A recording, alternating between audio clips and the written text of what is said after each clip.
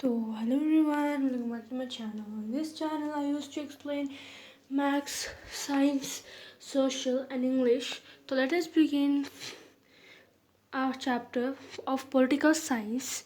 That is chapter 4 of class 9th, judicial system. So, this is chapter about all judicial system, how the judiciary system works, how the court works.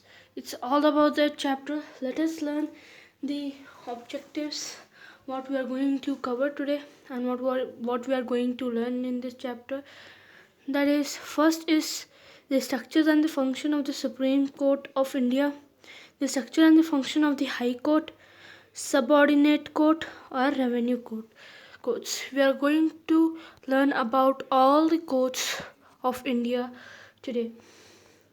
So let us have an introduction that we have common judicial system for entire country, unlike America judicial system where a separate court for center and state.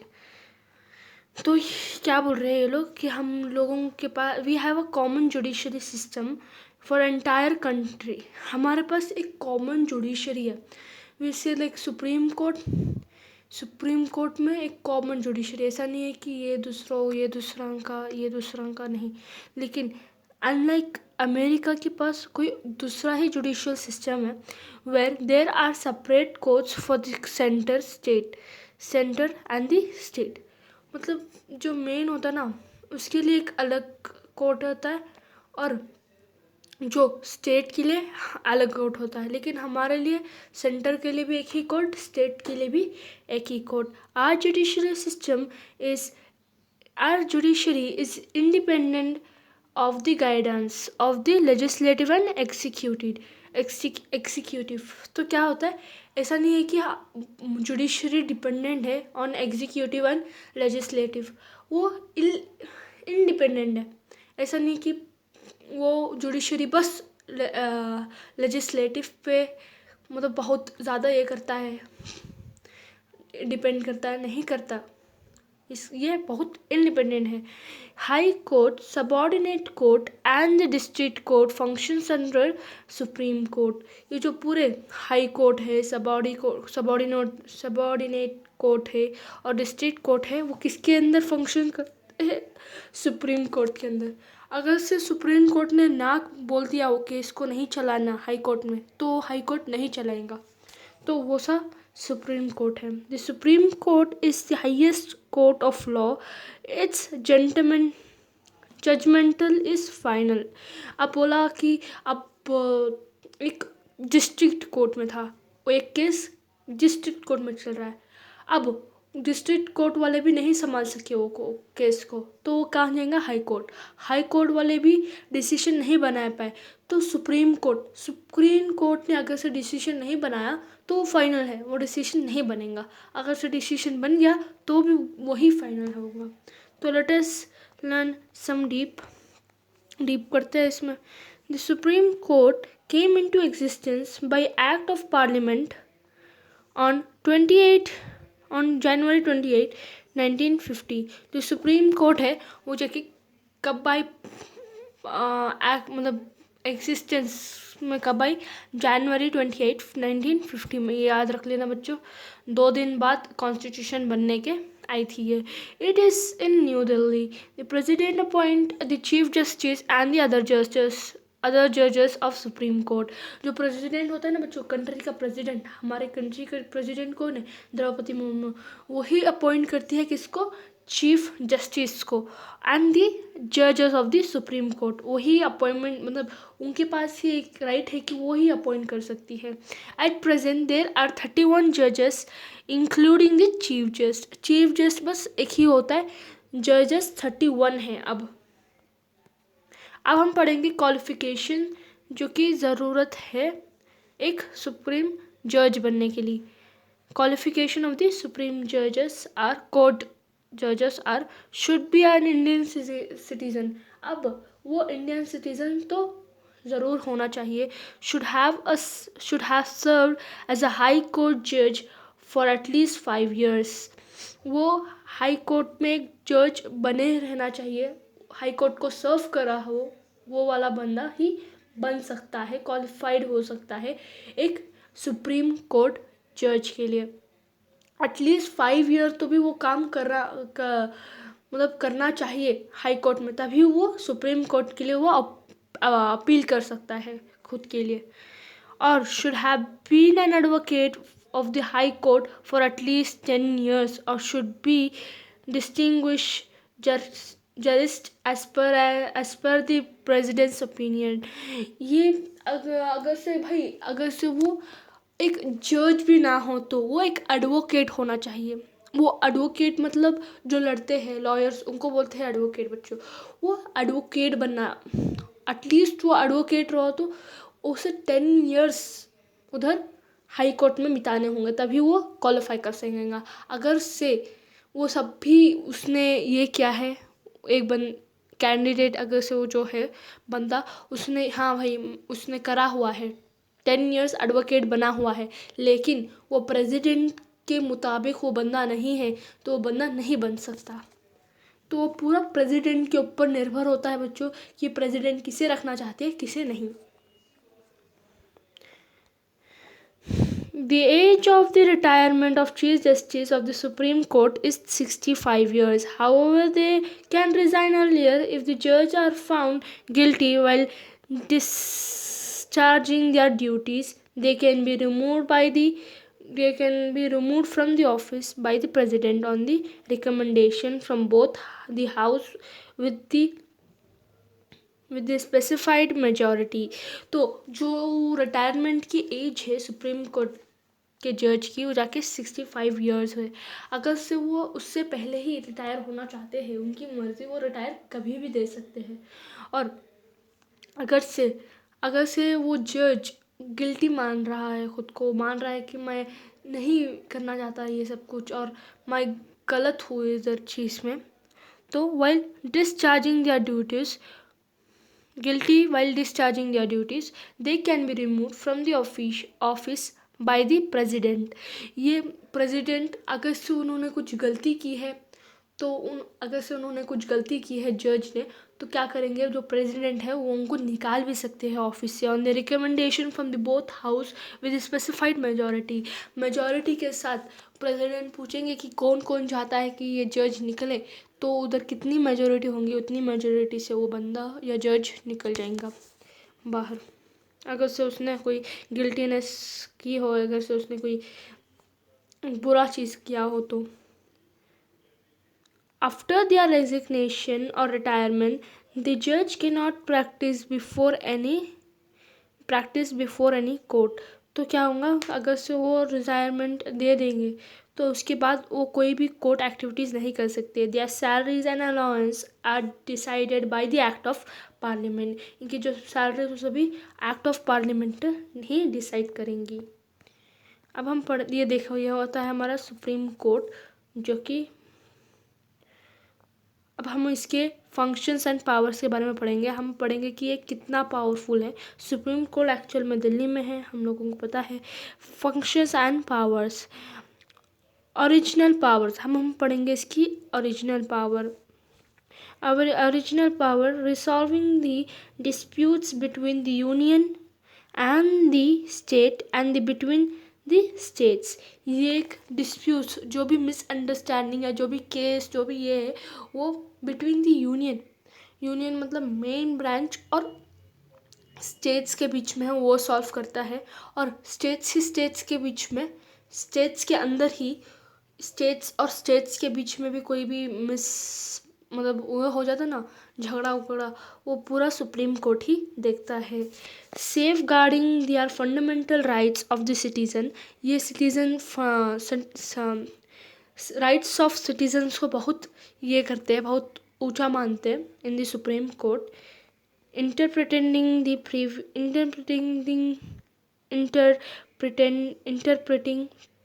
the provision of the constitution and passing on writs। मतलब पूरे writs पास करते हैं। writs मतलब एक chits बच्चों, chits bills सबको writs कहते हैं। ये पूरे अपने पूरे कॉन्स्टिट्यूशन को ध्यान में रख के, दिमाग में रख के पूरे लॉस आर्टिकल्स को पूरा याद मतलब उसके अंदर ही एक डिसीजन बनाएंगे और उसके बाद ही ये बिल पास कर सकते हैं। इनकी ओरिजिनल पावर है ये है।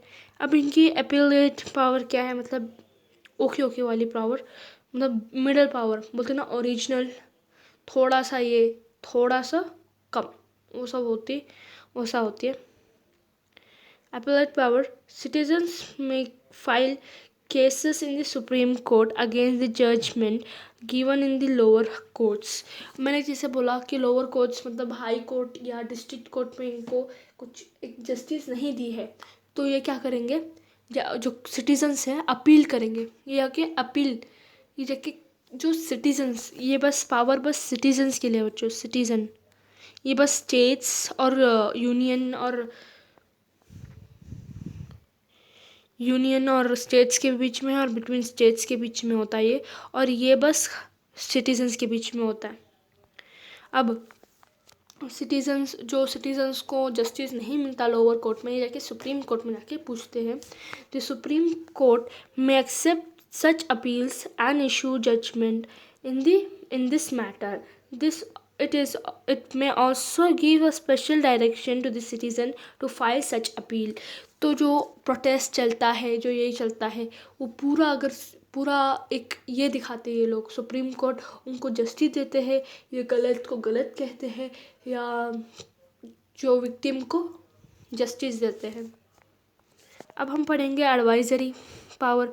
इनकी एडवाइजरी पावर क्या होती है। The supreme court may advise the president when he seeks its opinion on an important public issue.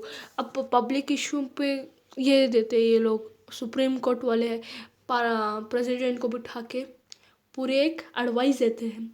जैसे कि हमने देखा कि आंदोलन हुआ था ऑफ किसका आंदोलन, पंजाब में जो फार्मर्स ने उधर सभी नॉर्थ तरफ पूरा प्रोटेस्ट किया था टाइम पे, वो एक एडवाइस सुप्रीम कोर्ट ने ही प्रेसिडेंट को दी थी, वही टाइम पे वो आंदोलन रुका था। The president may consult the Supreme Court for advice on many related agreements and the contracts entered by the government formed before the implementation of the Constitution। अगर से कोई डील साइन करनी हो बच्चों, अगर से कोई फॉरेन से आया हुआ है और वो हम चाहते हैं कि वो एक इम्प्लीमेंट करे, हम उनके देश में कुछ हमारे सामान भेजे, तो क्या होगा, कुछ कोर्ट्स में डिस्कशन चलेंगी कि क्या अच्छा है क्या नहीं अच्छा है, तो वो भी सुप्रीम कोर्ट का ही फैसला होगा, और फैसला नहीं एडवाइस होगा प्रेसिडेंट को एक अच्छी सलाह देने का, तो उनका एक एडवाइजरी पावर भी है ताकि वो एडवाइस भी अपने ओपिनियन के साथ रख सके। अब in addition to the above mention function, the supreme court serve the courts of records, chief adviser to the centre and the state and has the power to issue special writs। तो क्या होता है ना बच्चों, इसमें से जो supreme court जो है वो सर्व करता है कोर्ट रिकॉर्ड्स को, पूरे कोर्ट्स ऑफ रिकॉर्ड्स, पूरे जो भी रिकॉर्ड्स है ना, ये यही सर्व करते हैं। कौन सर्व करते हैं, सुप्रीम कोर्ट वाले। चीफ एडवाइज़र होते हैं एक, और जो चीफ एडवाइज़र है वो सेंटर एंड स्टेट को दोनों भी ये देते हैं, मतलब रहते हैं वो। And the high power to issue special writs, सब बड़ी पावर इनके है जो सुप्रीम कोर्ट को मिलती है, वो जाके स्पेशल रिट्स मतलब स्पेशल बिल्स को यही साइन नहीं करते, यही डिस्कस करते हैं और यही ज़्यादा बनाते हैं। अब हम पढ़ेंगे high court. High court actually हमारे बेंगलुरु का ले लेते हैं। हर एक स्टेट में हाई कोर्ट होता है बच्चों, हर एक स्टेट के सिटी में होता है हाई कोर्ट। एक्चुअली हमारे बेंगलुरु सिटी में है हाई कोर्ट, जो कर्नाटका का हाई कोर्ट है। High court is always found in the states. The constitution provides for the high court in every states, जैसा मैंने कहा था। Sometimes there is one high court for 2 or more states। There is one high court for 2 or more states. अब अगर से आप बोलोगे गोवा जाके अपने गोवा के अंदर हाई कोर्ट नहीं है बच्चों। गोवा जाके शेयर करता है किससे, केरला से, नहीं तो तमिलनाडु से शेयर कर लेता है, या तेलंगाना से। अपना हाई कोर्ट उधर ही सॉल्व होते हैं उनके पूरे केसेस गोवा के, बिकॉज गोवा एक बहुत छोटा सा शहर है, स्टेट है, तो वो कहाँ कितना ही ये करेंगे, कितने ही हाई कोर्ट खोल सकेंगे उधर, और अमाउंट ऑफ पीपल भी कम है, तो उससे अच्छा वो दूसरे स्टेट जाएंगे फॉर द अपील करने। The High Court consists of the Chief Justice and the other judges. तो Chief Justice और other judges रहते हैं। Number of judges varies from state to state. मतलब स्टेट कितना बड़ा है उतने ज़्यादा जजेस होंगे, स्टेट कितना छोटा है उतने कम जजेस होंगे। अब हम बढ़ेंगे हमारे बेंगलुरु के। हमारा बेंगलुरु में ही हमारा हाई कोर्ट है, आप देख सकते हैं, हाई कोर्ट ऑफ कर्नाटका। तो अब हम पढ़ेंगे इधर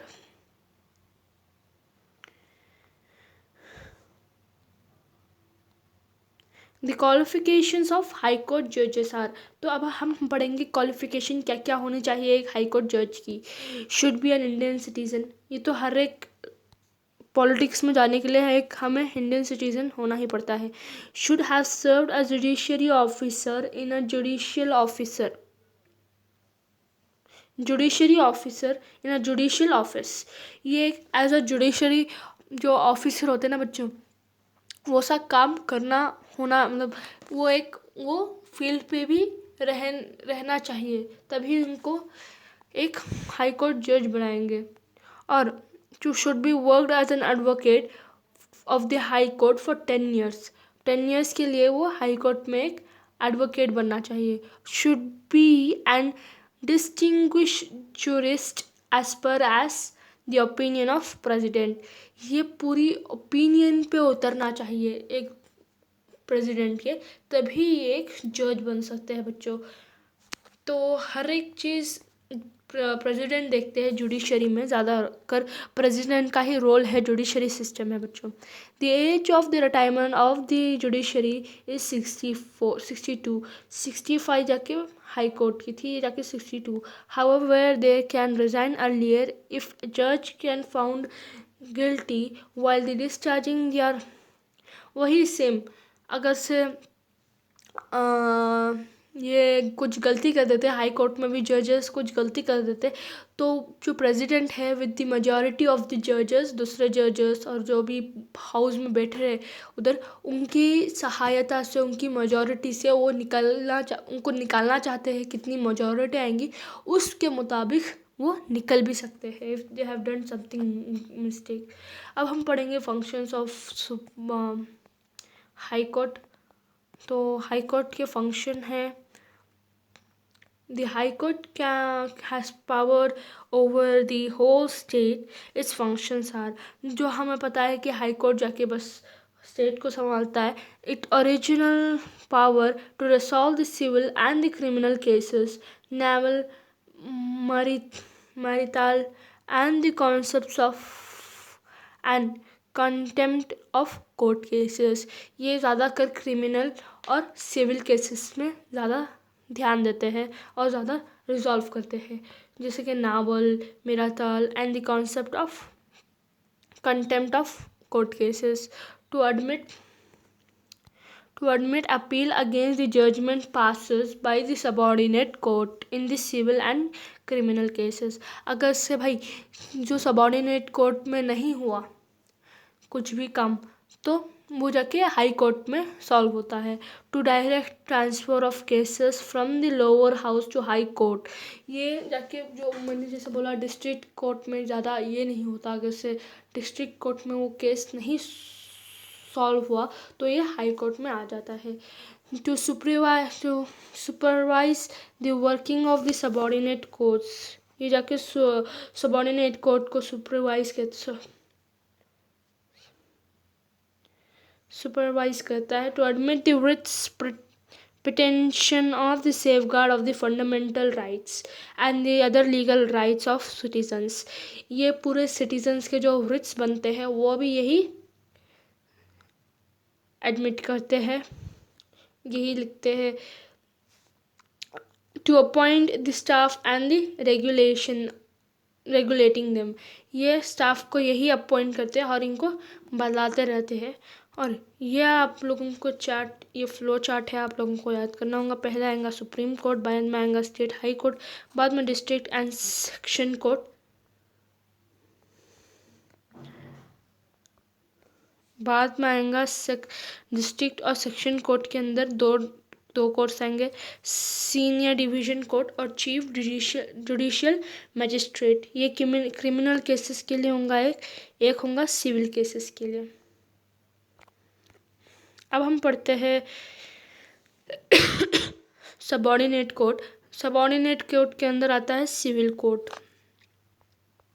सिविल कोर्ट का अब एक सिविल कोर्ट है ये, मतलब उसके अंदर आता है civil court and criminal court. तो सबऑर्डिनेट कोर्ट पढ़ते हैं। The conferences of court what was held in 1948 urged for the independence to the subordinate courts। ये जो सबऑर्डिनेट कोर्ट है ना बच्चों, जो कि 1948 आफ्टर द इंडिपेंडेंस एक कॉन्फ्रेंस रखा गया था सबऑर्डिनेट कोर्ट में। As a result, specification about the structure and the scope of the subordinate courts have been included the constitution। जो subordinate court के अंदर पूरा जो structure है, वो सब कुछ scope है, वो सब कुछ किसके सहायता से बना हुआ है? कॉन्स्टिट्यूशन के सहायता से बना हुआ है।